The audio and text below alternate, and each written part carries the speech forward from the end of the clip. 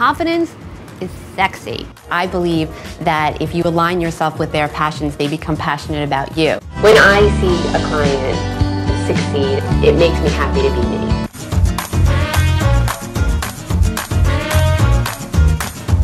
I am going to give you my favorite tip. Now, if you ignore this rule, you will guaranteed be miserable. If you accept this rule, dating will be a lot easier. And that is this. I feel like there should be a drum roll.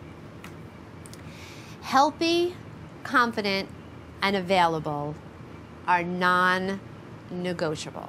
Everybody has insecurities once in a while, and everybody works late once in a while. That's not what I'm talking about. What I'm talking about, if someone is unhealthy, if someone has an alcohol problem, if someone is insecure, if someone is so insecure that they can't get out of the house to meet your family at an appropriate time in your relationship, if someone is so unavailable that they're actually already in a relationship with another person, healthy, confident, and available are non-negotiable. If you should never settle, never ever settle for someone who doesn't have those three things, because they will always lead to drama and you will always be miserable. Tracey Steinberg is an expert that listens to the show, and she's on the line with us right now. She's a dateologist. She's a dating and flirting expert. This is what she does for a living. She's got a website called TraceySteinberg.com. I saw some tips that you had about dating, and Tanya and everybody else who's in this dating pool here in Southern California and around the country, listen to this.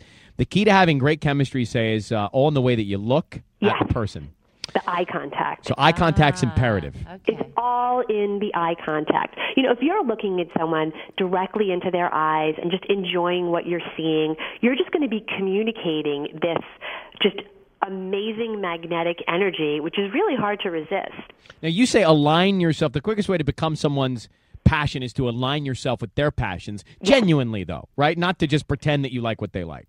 Absolutely. Well, even if it's something that you don't know about. So, for example, if a woman, doesn't really know that much about football, but the man she's talking to is really crazy about football, she can just say, I don't know so much about football. What do you love about it? So she's genuinely interested in hearing what he has to say, but she's not pretending to be someone she's not.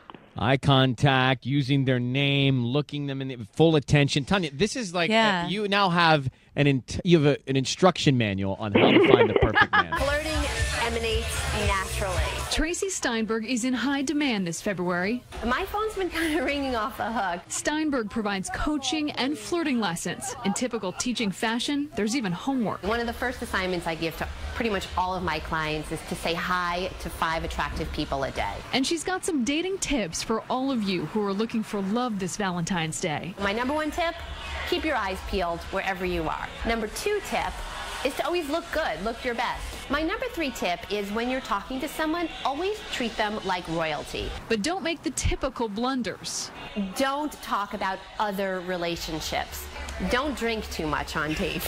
If you're single, can you still get a date with Valentine's Day just hours away? Absolutely. This is New York City. This is the best city for singles. Tracey, let's say I've been dating a woman for an appropriate amount of time, and she wants to introduce me to her parents. Big step.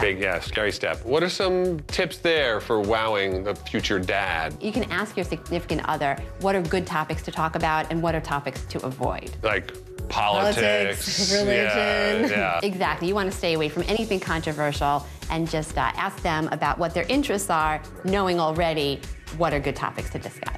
Don't ever say anything bad about a girl's family after you meet them. That's like the worst thing ever. Never disrespect the parents, because they were there before and they're going to be there after. Great tips, thank you. I think flirting is great at any altitude. Dating coach Tracey Steinberg says she's had a number of clients meet while flying. You already have something in common with the person that you're coming from one place and going to another, so might as well take it to the next level.